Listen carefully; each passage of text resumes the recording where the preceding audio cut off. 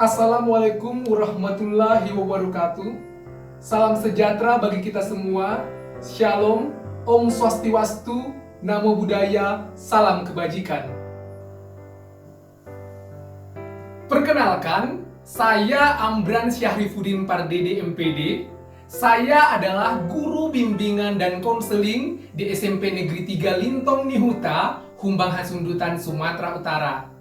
Selain berprofesi sebagai guru bimbingan dan konseling, saya juga pengajar bahasa Indonesia bagi penutur asing di Kedutaan Besar Republik Indonesia, Lisabon, Portugal. Saya juga adalah seorang pengajar praktik pada program Guru Penggerak Angkatan keempat, dan saya mahasiswa pada program doktor. Pada kesempatan ini, saya akan berbagi praktik baik cara mengatasi learning loss pada pembelajaran tatap muka terbatas pada masa pandemi COVID-19. Hal yang saya lakukan yang pertama adalah saya menyebarkan angket dan melakukan need assessment kepada peserta didik. Yang saya gunakan adalah AUM PTSDL. Nah, dari hasil need assessment tersebut, saya mendiagnosa apa-apa saja yang menjadi permasalahan peserta didik. Di sana ada beberapa bidang masalah. Yang pertama adalah prasyarat penguasaan materi, berikutnya keterampilan belajar, kemudian keadaan diri sendiri, dan yang keempat adalah keadaan lingkungan fisik dan lingkungan sosio-emosional. Dari keempat bidang masalah ini, yang menjadi masalah terbesar peserta didik adalah mengenai keterampilan belajar. Nah, dari keterampilan belajar ini, indikator-indikator yang menjadi masalah terbesar adalah diantaranya tidak membaca bahan pelajaran terlebih dahulu sebelum bahan pelajaran tersebut diajarkan. Kemudian, peserta didik lambat dalam membaca sehingga lambat dalam belajar.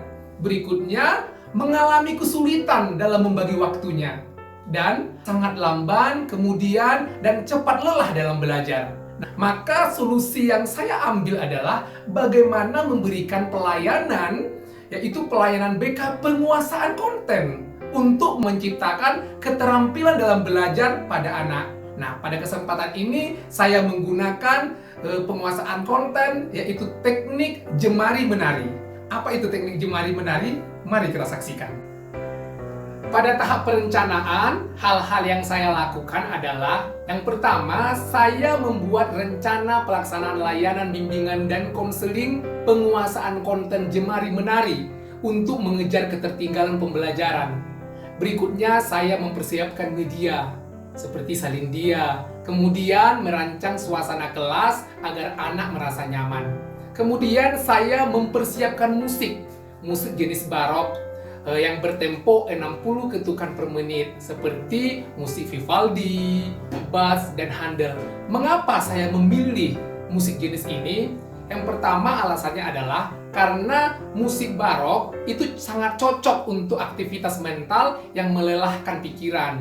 Kemudian musik barok ini membuat gelombang otak kita melamban ketika musik tersebut diputarkan. Kemudian tekanan darah dan denyut nadi itu akan semakin menurun, sehingga akan terjadi penyeimbangan antara otak kiri dan otak kanan. Pada tahap pelaksanaan, dilaksanakan sesuai dengan sintak-sintak yang tertera pada rencana pelaksanaan layanan bimbingan dan konseling yang terdiri dari 3 tahap. Yang pertama tahap awal, tahap inti, dan tahap penutupan. Pada tahap awal, di sini dilakukan penggalian kekuatan motivasi, yaitu apa manfaatnya bagiku, rencanakan aksi, kemudian niatkan. Yang saya singkat menjadi penggalian kekuatan motivasi Amran. Nah, motivasi Amran ini adalah apa manfaatnya bagiku, rencanakan aksi, kemudian niatkan. Pada tahap inti, di sini dilakukan pemberian materi kepada anak tentang keterampilan membaca. Kemudian dipraktekkan bagaimana teknik jemari menari tadi dilakukan. Nah, kemudian latihan penglihatan periferal. Karena setelah latihan penglihatan periferal ini dilakukan, maka dibuatlah langsung praktiknya. Bagaimana anak bisa membaca sebuah buku hanya dalam waktu beberapa menit saja. Seperti inilah contoh pelaksanaan yang sudah dilakukan.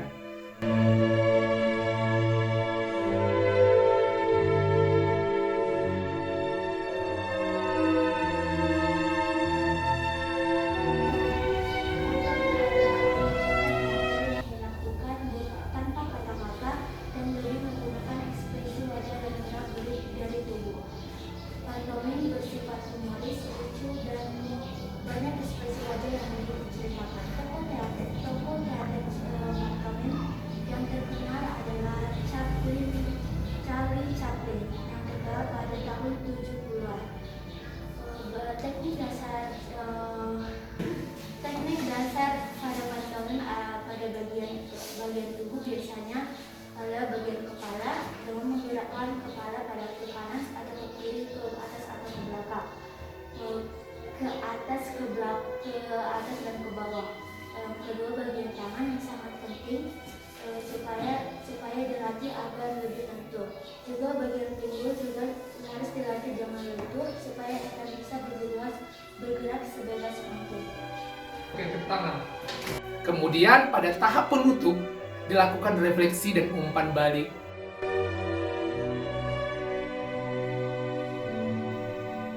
Pada tahap evaluasi implementasi, kita menggunakan data dari refleksi dan umpan balik sebagai masukan untuk melakukan evaluasi. Kemudian kita lakukan evaluasi hasil dan evaluasi proses untuk mengetahui tingkat keberhasilan layanan BK dan kepuasan peserta didik. Nah, dari hasil evaluasi, saya menyimpulkan bahwasanya saya merekomendasikan teknik jemari menari untuk diterapkan kepada peserta didik agar bisa mengejar ketertinggalan. Keunggulan-keunggulan dari teknik jemari menari jika diterapkan di dalam kelas adalah dalam waktu singkat, peserta didik bisa membaca satu buah buku sehingga learning loss bisa teratasi. Kemudian akan meningkatkan literasi, anak menjadi pembaca yang aktif, meningkatkan keterampilan berbahasa produktif dan berbahasa reseptif anak, mudah diterapkan, dan ini bisa digunakan dalam berbagai golongan usia. Bayangkan, hanya dalam waktu sesaat saja, anak bisa membaca beberapa buku. Sebagai tindak lanjut, teknik membaca jemari menari perlu disosialisasikan dan diintegrasikan pada satuan mata pelajaran. Kemudian dilakukan penerapan strategi literasi dalam pembelajaran seperti tabel prediksi, kemudian adik simba, masalah dan solusi, SQ3R, tabel 5 indera. Guru tinggal memilih strategi mana yang paling cocok pada mata pelajarannya dan pada topiknya.